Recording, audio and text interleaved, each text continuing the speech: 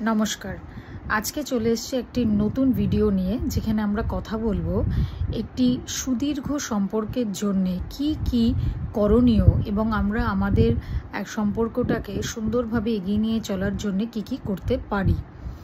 প্রথমত যেটা আমরা করতে পারি সেটা হচ্ছে ফার্স্ট থিং, সেটা হচ্ছে রেসপেক্ট ইচ আদার। যখন আপনার পার্টনার রেগে থাকবে বা যখন আপনার পার্টনার সেই মুডে কথা বলার জন্য নেই, সেই সময়টুকুকে রেসপেক্ট করবেন, কারণ সেই একই রেসপেক্ট আপনিও তাহলে ওনার থেকে পাবেন। নেক্সট, কোয়ালিটি টাইম স্পেন্ড করার চেষ্টা করবেন দুজনের সাথে, ভালো মুহূর্তগুলো শেয়ার করবেন।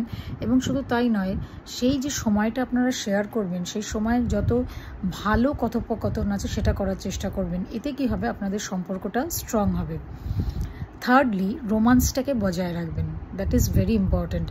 অনেক সময় হয় অনেক দিনের সম্পর্ক হয়ে গেলে রোমান্সটা যেন কোথাও একটু থিতিয়ে যায়, সেটা করবেন না।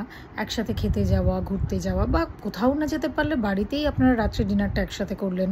এই যে মুহূর্তটা দুজনের সাথে কাটাচ্ছেন, এটা কিন্তু ভীষণ ইম্পর্ট্যান্ট সম্পর্কটাকে সুন্দরভাবে নিয়ে যাওয়ার জন্যে।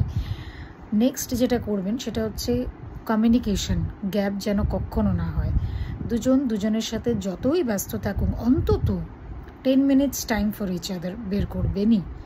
এতে কি হবে, আপনারা জানবে যে we are in good contact with each other. আর এতে সম্পর্কটা কিন্তু সত্যি খুব ভালো থাকে, যাতে আপনি যখনই আপনার পার্টনারের সাথে কথা বলছেন বা তাকে একটা স্লাইট টাচও করছেন, আপনার হাতটা টাচ করছেন বা তাকে বলছেন জানো তো আজকে এই হয়েছে ওই হয়েছে, তাতেও দেখবেন আপনি খুব রিল্যাক্সড ফিল করবেন। নেক্সট আরেকটা জিনিস যেটা আপনি করতে পারেন সবসময়, সেটা হচ্ছে যে ছোট ছোট কিছু যত্ন নেবেন। যেমন ধরুন, ওনার জন্য কিছু সারপ্রাইজ প্ল্যান করলেন, বা উনি আপনার জন্য কিছু সারপ্রাইজ প্ল্যান করলো, বা হঠাৎ করে কোথাও বললেন যে চলো না একটু বেরিয়ে আসি, ছোট্ট একটা ড্রাইভ, ওটাও কিন্তু আপনাকে খুব আনন্দ দেবেন।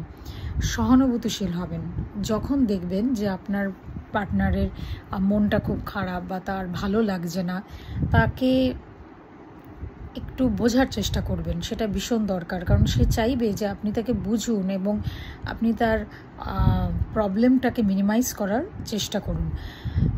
তারপর যেটা আপনি সবসময় করতে পারেন, যে সবসময় একটা রেজলিউশন সবসময় মাথার মধ্যে রাখবেন, যে আমি ওর লাইফে সবসময় অ্যাজ আ প্রবলেম সলভার হয়ে যেন আসতে পারি, নট মানে প্রবলেম ক্রিয়েট করছি সেরকম যেন কখনো না হয়। প্রবলেমটাকে সলভ করার চেষ্টা করবেন ওনার লাইফে। এতে কি হবে, উনি আপনার সাথে আরও বেশি শেয়ার করবে।